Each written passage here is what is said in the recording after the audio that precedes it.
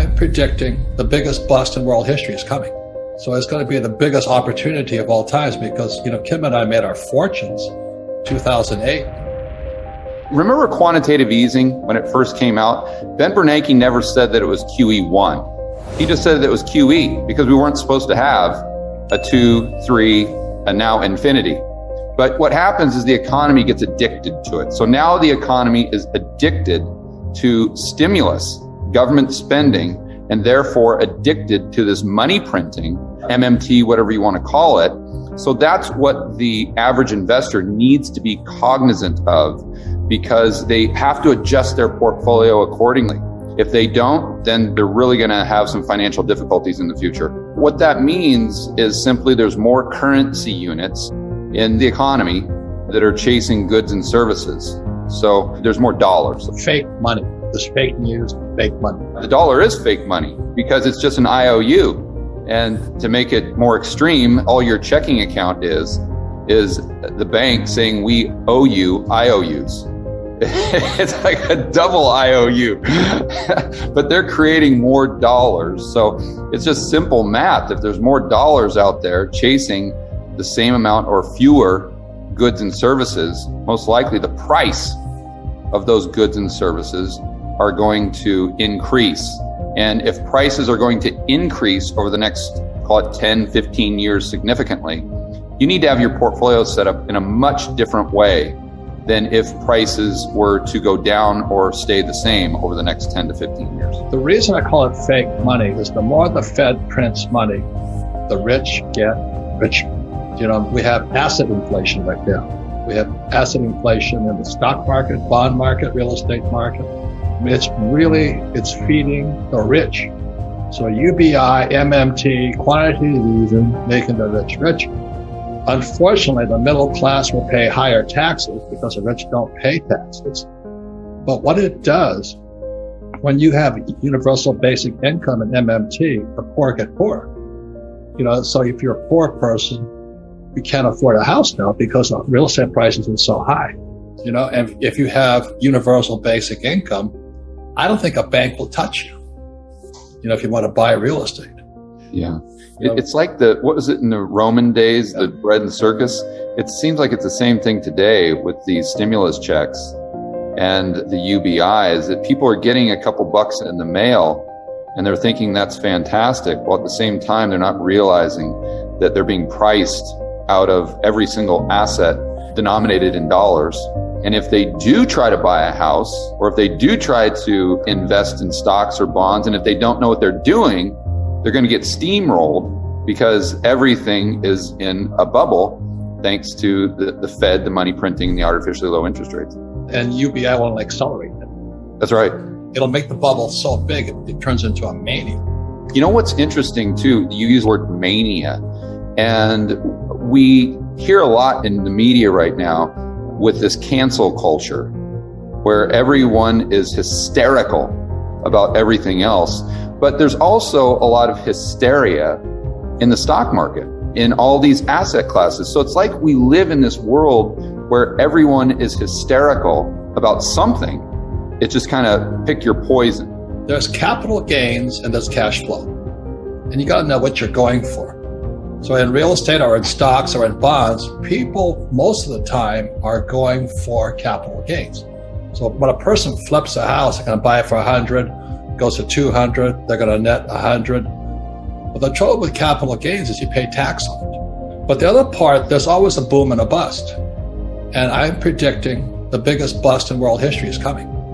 So it's going to be the biggest opportunity of all times because, Kim and I made our fortunes 2008 because, we had apartment houses and our tenants were leaving to buy their houses they couldn't afford. I mean, there was a thing called a ninja loan, no income, no job. Okay, so there's booms, busts, capital gains, cash flow. And there's a thing called, there's always the opposite. I was at the gym just now, and before everybody came out, I said, I fell for this guy. He says, I've been a bus driver for 40 years. I'm going to retire, and I can't wait. He's turned 65. I said, what do you got? He said, I got a 401k. I said, what's it filled with? He says, I just sold all my stocks at the top of the market. Then I went into bonds. George, what did he just do? the most stupid thing he could possibly have done. First of all, you should never put all your eggs in one basket, but especially not the bond market right now with all the money printing that you referred to earlier. Robert, before you said you think the market is going to crash. So whether that's the stock market, real estate market, the question is, does it crash in nominal terms or adjusted for inflation? See, the stock market can stay the same as it is right now, but if we get 10% inflation because of all the money printing, you'll actually lose purchasing power. You see? So the market can crash up just as easy as it can crash down if your definition of a crash is losing purchasing power. So if you're someone that believes, like I do, that once the Fed starts printing all this money, the government prints all this money with stimulus and whatnot, they cannot stop.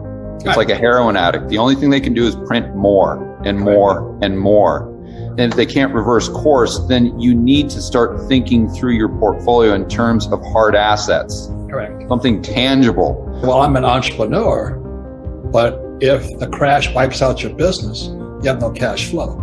And what happened when a COVID hit for Kim and myself, cash flow went up, because the market was demanding more financial education. It's always going up and down, in and out. And that's what investing is. You have the capital gains, cash flow, boom, bust, liquidity, all this stuff. And that's what financial education is. It's not this poor guy who says, I have a 401k and I was told to sell all my stocks and get into the bond market. Now, George, would you explain why you said that is the most stupid thing you could do? Because you're getting a future stream of dollars. That's all a bond is. You're buying a bond for $1,000 and they're saying, okay, in 10 years, we're going to give you $1,000 back. And along the way, we'll pay you a little bit of interest. I mean, it's negligible at best. So what happens if we have a high rate of inflation because of the money printing? You're going to get paid that $1,000 back, but it's going to buy you a loaf of bread. So you don't get back your purchasing power. You only get back your dollars. See, when I look at this stuff, I'm looking at the relationship between equities or stocks and bonds. And so the reason the stock market went up is they kept dropping the interest rates on the bonds. So, when I started off, interest rates were about 16%. So if I had a bond, I was getting 16% interest. That was a very valuable bond. If they dropped the interest rate to 14%, my 16% bond was more valuable. That makes sense. Just like my cash flow from the bond or the dividend was good.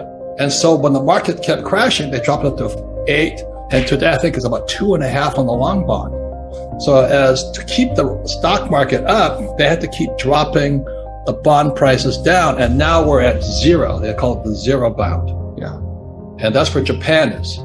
Yeah, for a long time. If they can't keep dropping that bond price, the stock market comes down. So that's the correlation between equities, stocks, and bonds. So this is my question, George. So let's say today, bonds are 2%. What happens if it goes to 5%? Because inflation comes in, they have to raise the bond rate to 5%. What happens to the 2-year bond? The value of the bonds purchased at 2% goes down. Yeah. And that's what that guy did.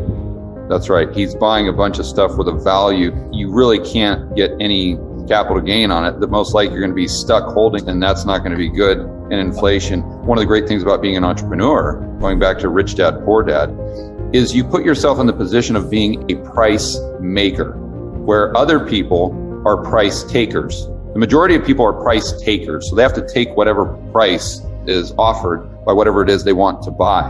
But the real estate owner, the apartment owner, let's say, or the business owner can raise their prices if the rate of inflation is going up. So it hedges you against inflation while at the same time paying you to own it with that positive cash flow. And a bondholder does not have that opportunity, to say the least. Bonds and stocks are liquid. Real estate's not. So it's like that guy buying a bond at 2%. Nobody wants it if it's 5%. So if you buy a piece of real estate, let's say in Dallas, Texas, and suddenly the prices drop, it's hard to get out of that debt on that real estate because it's not liquid. Yeah. So the good thing about it, the bond, he can dump it and take his loss now. But real estate is illiquid. Yeah. And that's why we highly suggest investing in financial education, because it's not an answer to it. It's a process. And my concern is, and I'm not saying don't buy, like I was just in Texas, it's a mania because everybody's running out of California or New York, wherever they're running from. And everybody wants to get out of the cities. So they want a piece of the country. So land prices spiked. Now, is that good or bad?